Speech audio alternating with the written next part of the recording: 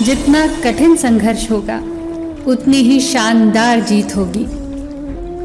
एक बार एक किसान भगवान से बहुत नाराज हो गया। किसान बहुत मेहनती था।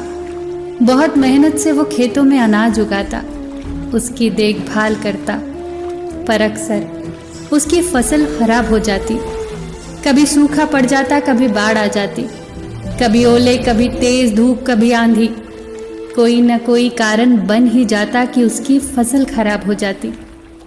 एक दिन उस किसान ने गुस्से में आसमान की तरफ देखकर भगवान से कहा, हे ईश्वर, आपको लोग सर्वज्ञाता मानते हैं कि आप सब जानते हैं, कहते हैं कि आपकी इच्छा के बिना पत्ता भी नहीं हिलता, पर मुझे तो लगता है कि आप छोटी से छोटी बात भी नहीं जानते। आपको तो ये भी नहीं पता कि खेती बाड़ी कैसे करते हैं। अगर आप जानते होते तो असमय जो बाढ़, आंधी, तूफान आते हैं वो कभी नहीं आते। आप नहीं जानते कि कितना नुकसान उठाना पड़ता है हम किसानों को। यदि आप मेरे हाथ में ये शक्ति दे दें कि मैं जैसा चाहूँ वैसा मौसम कर दूँ, फिर आप देखना कि मैं अन्न के भंडार लगा दूंगा। भगवान इस किसान के तीखे वाक्य सुनकर मुस्कुरा रहे थे और वो किसान के सामने प्रकट होकर बोले, मैं आज से तुझे ये शक्ति देता हूँ कि अपने खेतों पर तुम जैसा तुम्हारी इच्छा हो वैसा मौसम कर दोगे। मैं बिल्कुल भी दखल नहीं दूंगा। तुम्हारी इच्छा से सब कुछ होगा। किसान बहुत खुश हो गया। उसने गेहूं की फसल अपने खेतों में बोई। जब उसे लगा खेतों को धूप चाहिए तो खेतों को धूप मिली। जब पानी बरसना चाहिए तभी पानी बरसा। आंधी, तूफान, बाढ़ कुछ भी उसने अपने खेतों पर आने नहीं दिया। किसान के खेत में इस बरस ऐसी फसल हुई जैसी कभी नहीं हुई थी। ऊंची, हरी भरी, लहलहाती फसल। मन ही मन वो बहुत खुश हो गया और सोचने लगा, अब सबूत के साथ दिखाऊंगा भगवान को कि इसे कहते हैं शक्ति का सही उपयोग। मेरी सफलता देखकर उन्हें अपने नियम जरूर बदलने पड़ेंगे। कुछ दिन गुजरे, फसल कटने को तैयार हो गई। किसान बड़ी उत्सुकता के साथ फसल काटने लगा, पर जैसे ही उसका ध्यान गेहूं की बालियों पर गया तो उसने अपना सिर पीट लिया। वो रोने चिल्लाने लगा। गेहूं की एक भी बाली के अंदर गेहूं का दाना नहीं था। सारी बालियां अंदर से खाली थी। किसान बहुत दुखी हो गया। उसने भगवान को रोते हुए फिर पुकारा, हे प्रभु, तुमने मेरे साथ ये क्या किया?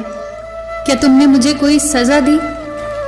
भगवान बोले, पुत्र, ये तो होना ही था।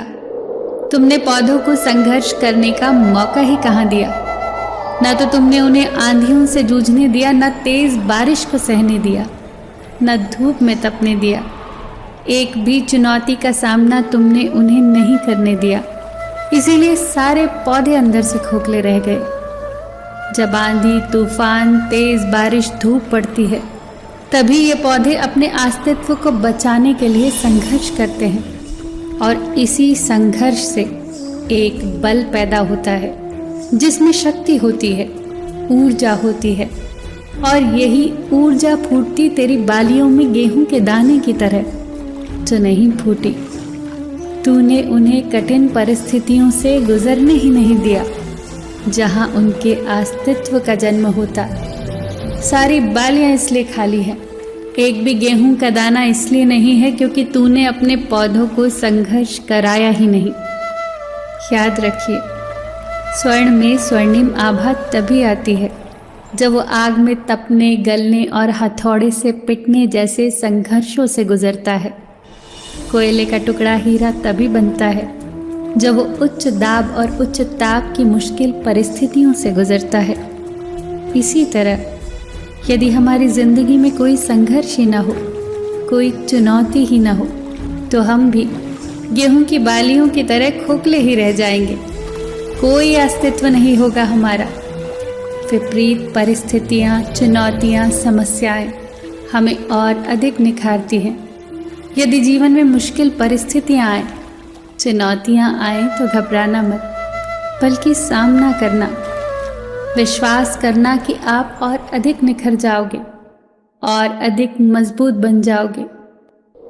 किसी ने कितना सही कहा है, जिंदगी जीना आसान नहीं होता, बिना संघर्ष कोई महान नहीं होता। जब तक न पड़े हथौड़े की चोट, तब तक पत्थर भी भगवान नहीं होता।